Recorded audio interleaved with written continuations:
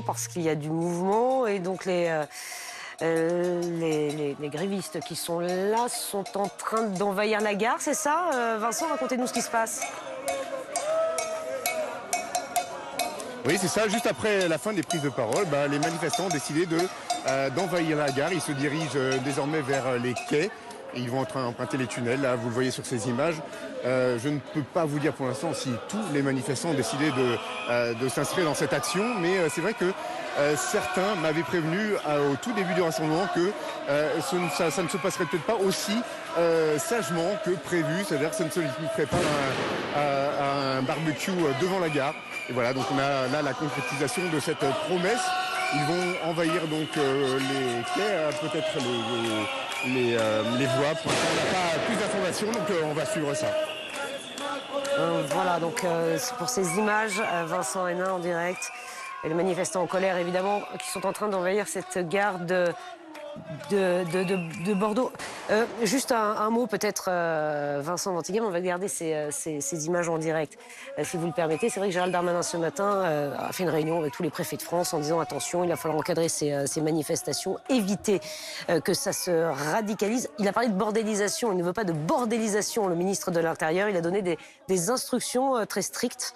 Oui, il a donné des instructions strictes pour éviter cette bordalisation, cette zadisation, parce qu'il explique auprès des préfets que le droit de manifester est un droit garanti, évidemment, mais que le droit de commettre des violences n'existe pas. Il demande donc une intervention plus puissante des forces de l'ordre, une attention particulière notamment sur les permanences parlementaires d'élus de la majorité qui pourraient être concernés par ces violences et ces menaces, et également leur domicile. Et puis, il demande aux forces de l'ordre d'être attentifs sur des lieux stratégiques. On pense aux raffineries, aux dépôts pétroliers, aux axes routiers. Et on le voit ici avec les images de la gare de Bordeaux, parce que c'est un risque qui avait été pointé du doigt. Les manifestants qui ont maintenant envahi le rail. Oui, complètement. Et c'est un risque qui avait été pointé du doigt dès le début de semaine par le renseignement territorial, qui avait évoqué si il y avait un recours au 49.3, ce risque justement d'action moins prévisible, plus ciblée, voilà, ce risque de radicalisation. Je vous lis juste un extrait de cette note. Le sentiment antidémocratique serait renforcé par l'utilisation du 49.3, susceptible de contribuer à revivifier la contestation et potentiellement sa radicalisation. On le voit sur les images à l'antenne, on y est.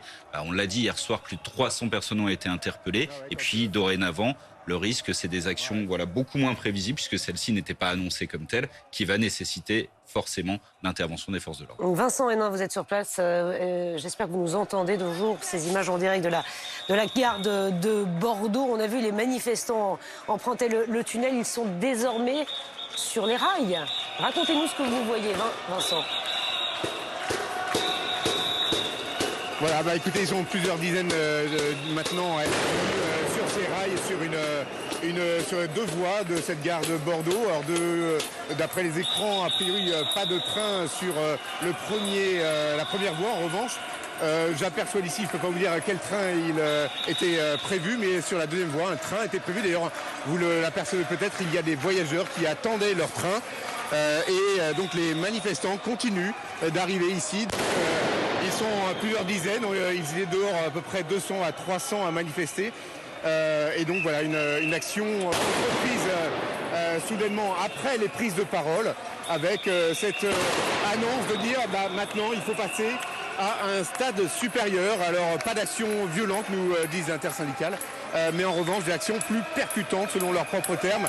L'idée, rassembler de plus en plus de monde